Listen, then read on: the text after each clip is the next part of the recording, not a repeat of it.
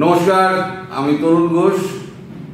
গত 2-3 দিন ধরে ভাবছেন তরুণদার হলোটা কি, দেখা নেই, সাক্ষাৎ নেই, অনিয়মিতভাবে ভিডিও আপলোড করে যাচ্ছেন, তার নিয়মটা সময় তিনি ঠিকঠাক রাখতে পারছেন না। আসলে আপনাদের একটা খবর দেওয়ার আছে।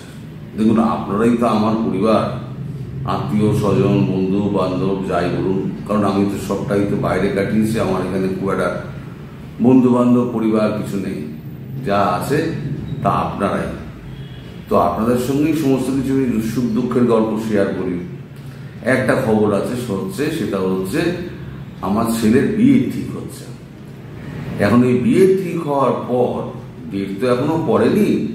ডেট হলে আপনারা নিশ্চয়ই আমি জানাবো, সবাইকে আমি নিমন্ত্রণ করবো। যারা যারা আসতে পারবেন তারা নিশ্চয়ই নিমন্ত্রণ রক্ষা করতে আমার ওখানে আসবেন। তো এখন এই যে আমার রাস্তার ধারে বাড়ি, 4-5 বছর ধরে রং করা হয়নি, তো যা অবস্থা বাড়ির, সে বাড়িতে আর মানে বিয়ে বাড়ি বলা যায় না। তাই তাকে পুরো রং করা, তার কাঠের কাজ, সমস্ত কিছু এই সমস্ত কমপ্লিট করতে করতে আমি কোনো কিছু একা এটে উঠতে পারি না, সময় দিতে পারি না। ফলে একটু আমি তালগোল পাকিয়ে যায়। তারপর কালকে ছিল আমার একটা কোর্টের কাজ। তো কোর্টের কাজটা এই সমস্ত সামলে কোর্টের কাজ করে আমি ওখানে ঘুরে টুরে আমি এলাম, এসে আর কোনো রকম ভিডিও আমি আপলোড করতে পারিনি। তার জন্য আমি আপনাদের কাছে ক্ষমা প্রার্থী। এবার আসি খবরে। খবর তো আমাদের তো ইউনূস সাহেব, তো তিনি তো বিলেতে গিয়ে তিনি তো বেশ চব্বচস্য সরকারি পয়সায়, আমি বলেছিলাম না, উনি তো সাধারণ মানুষ নন, উনি অসাধারণ, উনি ইন্টারন্যাশনাল প্লেয়ার। তাই ইন্টারন্যাশনাল প্লেয়ার গিয়ে তো আর সাধারণ জায়গায় থাকতে পারেন না। উনি বিলাসবহুল হোটেলে একদম থেকেছেন, 30টা না 31টা ঘরটর নিয়ে।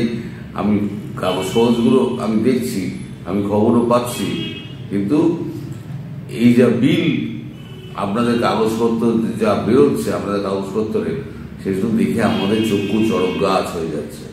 আর 31টা ঘর আমাদের ভারতবর্ষে এরকম যায় না 31টা ঘর বুক করার জন্য। ডক্টর জয়শঙ্কর এদিক ওদিক যান, ডক্টর জয়শঙ্কর কিন্তু হোটেলে খুব একটা কাটান না। ডক্টর জয়শঙ্কর মিটিং করে এসে এয়ারপোর্টে এসে নিজের প্লেনে উঠে যান, চার্টার প্লেনে। ওইখানেই তিনি লাঞ্চ ফাঞ্চ সারেন, ওখানেই সমস্ত কিছু, ওখানে কিচেন সব কিছু আছে। মোদিজিরও তাই। মোদিজি খুব কম বাইরে হোটেলে থাকেন, তিনি প্লেনের মধ্যেই থাকেন বেশি। কারণ এক হচ্ছে রাষ্ট্রীয় খরচা বাঁচানো, 2 হচ্ছে তার ব্যক্তিগত পরিসরের মধ্যে তার থাকা। কারণ তার কাজ কারবার হচ্ছে পুরোটাই হচ্ছে বাইরে মিটিং করা, এবং ভেতরে এসে তার নির্যাস নিয়ে আলোচনা করা হচ্ছে আপনার ওই যে সমস্ত সেক্রেটারি রয়েছেন তাদের সঙ্গে, যে যারা সচিব ফচিব যান তাদের সঙ্গে। তা সেটা প্লেনের মধ্যেই, যে কনফারেন্স রুম থাকে সেই প্লেনের মধ্যেই হয়ে যায়।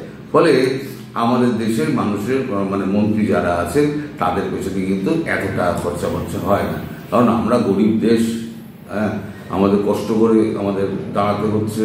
আমাদের তো এই পরে পাওয়া 14 আনা ধার করে চলার মতো ওই ইউনূসের দেশ নয়। ইউনূসের এখন তো লম্বা চওড়া এখন বাত হয়েছে। তিনি তো এখন ছোটখাটো হোটেল থাকেন না। আগে যখন যেতেন তখন তো ফ্রান্সে গিয়ে কি 5 স্টার হোটেলে ছিলেন? উনি যে আগে যে ফ্রান্সে যখন ছিলেন তখন কি আর 5 স্টার হোটেলে ছিলেন? উনি ছিলেন না। ছোট্ট একটা বাসায়, হয়তো 1 ঘর 2 ঘরের একটা কামরা বাসা নিয়ে সেইখানে থাকতেন। কিন্তু এখন তো তিনি দেশনায়ক, তার তো এখন তো ছোটখাটো হোটেলে তার তো মর্যাদা থাকবে না। তাই তিনি একেবারে বিলাসবহুল হোটেলে একদম প্রেসিডেন্সিয়াল সুইট নিয়ে 31 জনের ঘরটর নিয়ে একেবারে সতীর্থ সবাইকে নিয়ে চলেছেন, প্রমোদ ভবনে চলেছেন। তো যাই হোক, এরপরে তারেক রহমানের সঙ্গে মিটিং হলো। এবার আমি মিলে গেল, সেটা আমি করেছিলাম। এবার আঁটি হলো বাদ।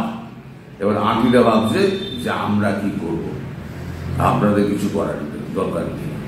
আপনারা যা ওপরওয়ালা যা করছে না, জানবেন ভালোর জন্য করছে। এই 2 দিন আপনাদের কাছে আমি আসতে পারিনি, কিন্তু খোঁজ খবর যে আমি একেবারে রাখিনি তা কিন্তু নয়। এই খোঁজ খবর কিন্তু আমার চলছে। এরই মাঝখানে সমস্ত খবরাখবর নোয়া টোয়া রাতের দিকে সমস্ত কিছু আমি করি, আমার ঘুমোতে দেরি হয়ে যায়। তো যাই হোক, এখন বৈশ্বিক পরিস্থিতি তো খারাপ। এখন বৈশ্বিক পরিস্থিতির বিশ্লেষণ না করে বাংলাদেশের অবস্থায় আসতে পারবো না। সুতরাং একটু ব্যাকগ্রাউন্ডটা আপনাদের ছাড়িয়ে দিতে হবে। ব্যাকগ্রাউন্ডটা হচ্ছে ইরান আর ইসরায়েলের মধ্যে একটা সংঘর্ষ বেঁধেছে। এই সংঘর্ষের তীব্রতা ক্রমশ বাড়ছে এবং ইরানও ছেড়ে দেওয়ার পাত্র নয়। ইরান ইসরায়েলের তেল আনবে একবারে দামাদাম করে 131টা না 132টা একদম মিসাইল মেরে একদম প্রচুর ক্ষতি করে দিয়েছে। আর ইসরায়েল তো সমস্ত মাথাগুলোকে সমস্ত উড়িয়ে দিয়েছে। কুড়িরা জেনারেল যারা ছিল রয়্যাল গার্ড পার্ট, তাদের সমস্ত কমান্ডারদের মেরে টেরে একবারে ফাঁকা করে দিয়েছে। এখন ওই খামেনি এখন ধর্মগুরু যিনি আছেন, সেই খামেনিকে এখন গর্তে আশ্রয় নিতে হচ্ছে, বাংকারে। আর করেছে নেতানিয়াহু করেছে যে না, আমি এর মধ্যে খামেনিকে যদি শেষ না করতে পারি তাহলে এই যুদ্ধ থামবে না। ফলে এখনই এই যুদ্ধের সমাপ্তি হওয়ার কোনো রকম চান্স নেই। তারপরে আবার এর মধ্যে ঢুকে গেছে আমেরিকা। কেন আমেরিকা ঢুকেছে? একদিন বাইরে ছিল আমেরিকার এম্বাসিতে গতকালকে একটা মিসাইল করেছে। কালকে না পরশু দিন এরকম একটা কিছু হবে। মানে আমাদের দিন রাতের ব্যাপার আছে তো, ফলে আমরা সময়ের তফাৎ করে ফেলি। আমেরিকা একদিন ধরে বলে আসছিল, ভাই যা করছো আমার গায়ে যেন হাত না করে, আমার গায়ে হাত করলে কিন্তু আমি ছেড়ে কথা বলবে না। এবার আমেরিকান এম্বাসির মধ্যে যদি বোম পড়ে তাহলে সেটা কি ওই বোম মানে চৌহদ্দিটা, এম্বাসির যে চৌহদ্দিটা সেটা সেই দেশে চৌহদ্দি করে ধরা হয়। ওরা ভারতের যদি চৌহদ্দিতে হয় তাহলে ভারত ধরে নেবে ভারতের উপরে আক্রমণ। তেমনি আমেরিকা ধরে নিয়েছে আমেরিকার উপরে আক্রমণ। আর ডোনাল্ড ট্রাম্প এমনি একটু খেপাটে মানুষ।